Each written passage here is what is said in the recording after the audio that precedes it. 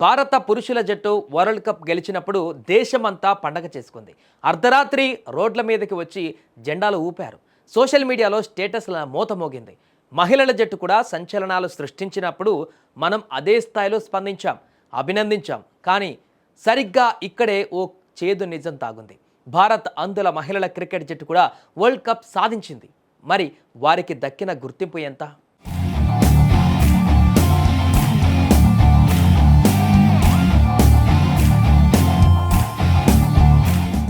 మన దేశం తరపున మహిళల క్రికెట్ జట్టు కూడా చరిత్ర సృష్టించింది. తొలిసారి నిర్వహించిన టీ20 వరల్డ్ కప్ భారతదేశం ముద్దాడింది. ఫైనల్లో నేపాల్ను మట్టి కరిపించి విశ్వ విజేతగా నిలిచింది.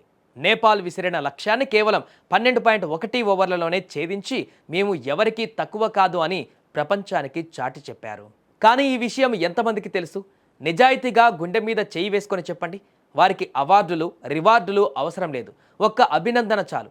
తమలాంటి వారు నిరాశ నిస్పృహల్లో కూరుకుపోకుండా పట్టుదలతో సాధిస్తే ఏదైనా సాధ్యమని చెప్పగలిగేలా వారి విజయం ఉంది.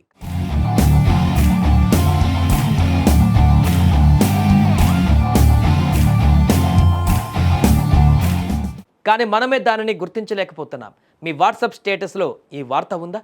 కనీసం ఒక ఇన్స్టాగ్రామ్ స్టోరీలోనైనా ఈ అమ్మాయిల ఫోటో కనిపించిందా? సమాధానం చాలా వరకు లేదు అని వస్తుంది.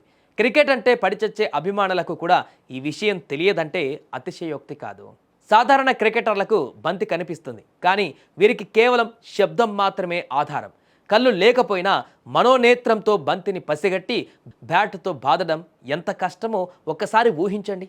మైదానంలో తమను తాము నిరూపించుకోవడానికి వాళ్ళు పడ్డ కష్టం సామాన్యమైనది కాదు. సమాజం చిన్నచూపుని, శారీరక లోపాన్ని, పేదరికాన్ని ఎదిరించి వాళ్ళు బ్యాట్ పట్టారు.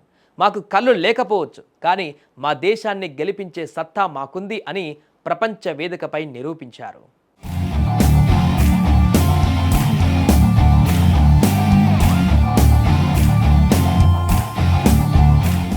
వాళ్ళు ఆడింది కేవలం క్రికెట్ మాత్రమే కాదు, తమ ఉనికి కోసం చేసిన పోరాటం అది.